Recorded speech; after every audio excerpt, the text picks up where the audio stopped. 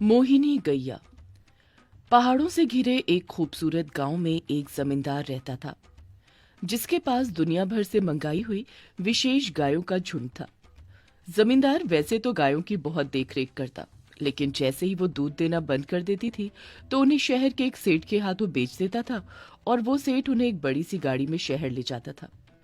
सेठ शहर ले जाकर गायों का क्या करता था ये कोई नहीं जानता था। कई गांव वालों को इस बात की चिंता रहती थी कि कहीं सेठ शहर ले जाकर गायों को कसाई को तो नहीं बेच देता।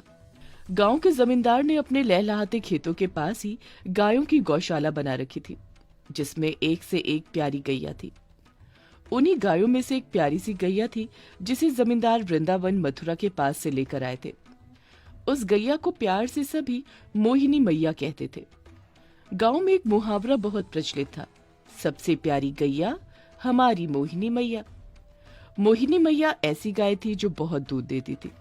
कहते हैं वो एक दिन में इतना दूध देती थी जितने दूध से पूरा गांव 3 दिन तक दूध पी सकता है। उसके दूध का घी भी मशहूर था। उस घी में अलग ही खुशबू आती थी। दूर दूर से लोग मोहिनी गैया का घी लेने आते थे। जमींदार वो घी बड़े ऊंचे दाम पर ही खास लोगों को ही बेचता था। जमींदार के फार्म में एक दूधिया था जिसका नाम था हरिया काका। हरिया काका बहुत ही सरल स्वभाव के और बहुत ही भोले नेक दिल इंसान थे। हरिया काका के पिता ने किसी जमाने में जमींदार के यहाँ अपनी जमीन गिरवी रखी थी और उसे वो छुड़ा नहीं पाए।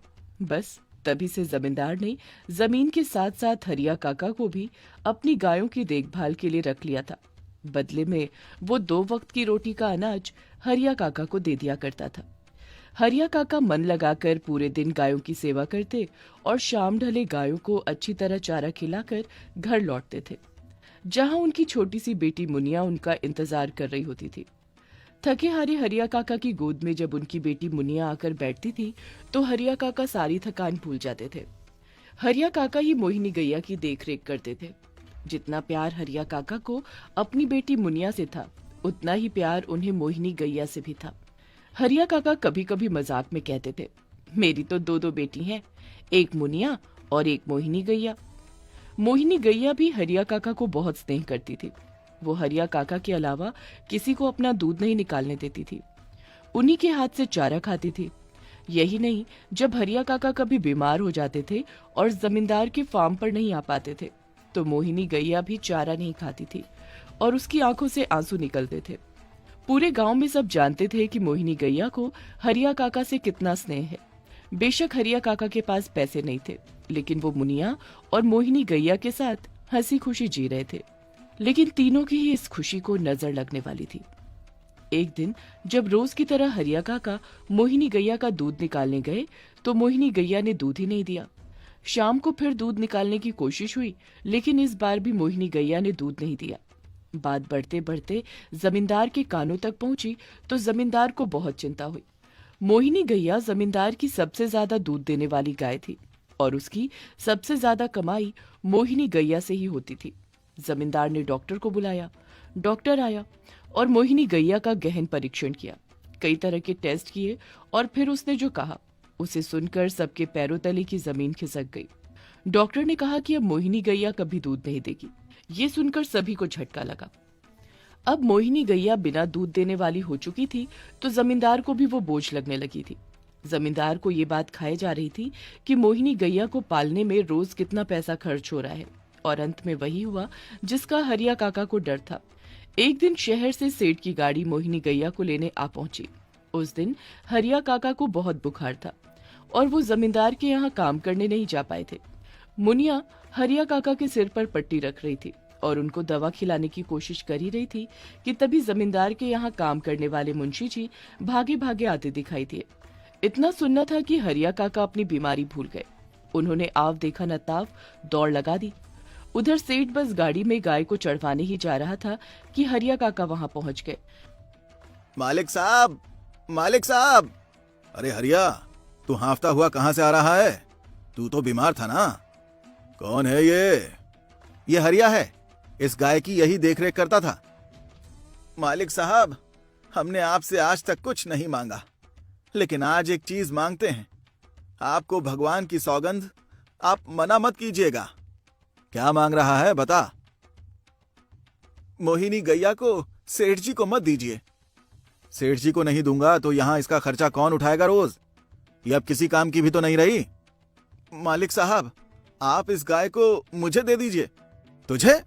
तेरे पास तो खुद खाने के भी पैसे नहीं है हरिया, तो इस गाय का खर्चा कैसे उठाएगा? मालिक साहब, मैं सारे जतन करूंगा, सब कुछ करूंगा। बस मालिक साहब, मोहिनी गाय को मुझसे अलग मत कीजिए, ये मेरी बेटी की तरह है। लेकिन मैं इस गाय के 10,000 रुपए दे चुका हूं, उसका क्या? सेठ जी, मैं 1 महीने के अंदर 10,000 रुपए दे दूंगा सूद समेत, और अगर ना दे पाया तो आप गाय को ले जाना। मैं तो कहता हूं अच्छा मौका है, इस फटीचर के पास खाने के पैसे रहते नहीं हैं, ये 10,000 की रकम कहां से देगा? इस बहाने इसकी जमीन आपके नाम लिखवा लेंगे, अगर ये 1 महीने में पैसे नहीं दे पाया। हाँ, ये अच्छा मौका है। देखो हरिया, मैं आज तुम्हें यह गाय सौंप तो दूंगा, पर मेरी एक शर्त है। कैसी शर्त? मेरी शर्त यह है कि अगर 1 महीने में तुमने मुझे 10,000 रुपए नहीं दिए तो मैं ये गाय तो तुमसे ले ही लूंगा, साथ ही साथ तुम्हारे पुरखों की वो जमीन मेरे नाम लिखनी होगी जो तुमने जमींदार के पास गिरवी रखी है। सेठ जी, मुझे आपकी ये शर्त मंजूर है। सेठ सोच में पड़ गया। जमींदार ने सेठ को अलग में बुलाया। हरिया को ये बात अटपटी तो लगी, पर वो किसी भी कीमत पर मोहिनी गाय को सेठ के चंगुल से बचाना चाहता था। शहर जाकर पता नहीं मोहिनी गाय के साथ क्या हो, ये सोचकर ही हरिया की रूह कांपने लगी। ये सुनकर सेठ ने मोहिनी गाय की रस्सी हरिया को सौंप दी। हरिया मोहिनी गैया को लेकर जब घर को चला तो दोनों बहुत खुश थे। मोहिनी गैया मस्ती से अपने गले की घंटी बजाती जाती थी और हरिया भी खुशी से तेज तेज चल रहा था। घर पहुंचकर जब मुनिया ने हरिया काका को मोहिनी गैया के साथ देखा तो उसकी खुशी का भी कोई ठिकाना न रहा। हरिया सेठ से छुड़ाकर मोहिनी गैया को ले तो आया था, लेकिन रात को उसे ये सोचकर नींद नहीं आई कि वो महीने भर में 10,000 का इंतजाम कहाँ से करेगा, और अगर इंतजाम नहीं कर पाया तो मोहिनी गाय के साथ साथ जमीन भी सेठ ले लेगा। सुबह सुबह उठकर हरिया काका की बेटी मुनिया मोहिनी गैया की सेवा में लग गई। उसने मोहिनी गाय के गोबर के उपले पाथे और उन्हें धूप में सूखने के लिए रख दिए और अच्छे से गैया को नहला धुला